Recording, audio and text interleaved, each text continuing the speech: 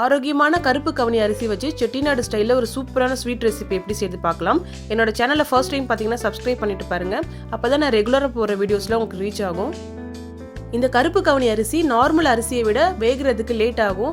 So நான் அரிசியை நல்லா வாஷ் பண்ணிவிட்டு 8 மணி நேரம் ஊற வச்சுருக்கேன். நல்லா வாஷ் பண்ணிவிட்டு ஊற வைங்க. ஊற வச்ச தண்ணியை நம்ம இதை பாயில் பண்ண யூஸ் பண்ணிக்கலாம். 2 கப் ரைஸ்க்கு 8 கப் நான் வாட்டர் ஆட் பண்ணியிருக்கேன்.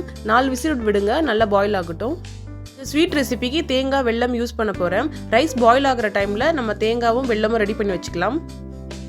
நான் 2 கப் ரைஸ்க்கு 1 கப் வெல்லம் சேர்த்துக்க போகிறேன். உங்களுக்கு எக்ஸ்ட்ரா ஸ்வீட் வேணும்னா நீங்கள் ஆட் பண்ணிக்கலாம்.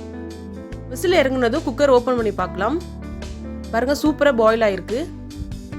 உங்களுக்கு 4 விசிலில் பாயில் ஆகலைன்னா இன்னும் 2 விசில் கூட நீங்கள் வச்சுக்கலாம். நெக்ஸ்ட் நம்ம ரெடி பண்ணி வச்ச வெல்லத்தை அதில் ஆட் பண்ணிக்கலாம். ரைஸ் நல்லா பாயில் ஆனதுக்கப்புறம் வெல்லம் ஆட் பண்ணுங்கள், இல்லைன்னா ரைஸ் வேகாமல் போயிடும்.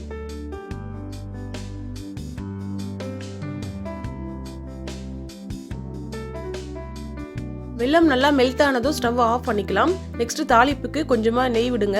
அதில் முந்திரி பருப்பு ஆட் பண்ணிட்டு புரிஞ்சதும் அதில் ஆட் பண்ணிக்கலாம். நெக்ஸ்ட் துருவின தேங்காவும் அதில் ஆட் பண்ணிக்கலாம். நல்லா கிளறி விடுங்க.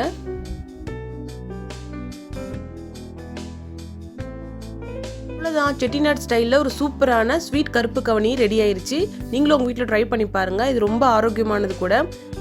இந்த கருப்பு கவுனி அரிசியில் விட்டமின், மினரல்ஸ், கால்சியம் எல்லாமே இருக்குது. முக்கியமாக கேன்சர் வராமல் தடுக்கும். உங்கள் வீட்டில் இருக்க எல்லாருக்குமே கண்டிப்பாக செஞ்சு கொடுங்க. இந்த வீடியோ உங்களுக்கு யூஸ்ஃபுல்லாக இருந்தால் எனக்கு கமெண்ட்டில் சொல்லுங்கள். என்னோட சேனலை ஃபர்ஸ்ட் டைம் பார்த்தீங்கன்னா சப்ஸ்கிரைப் பண்ணுங்கள்.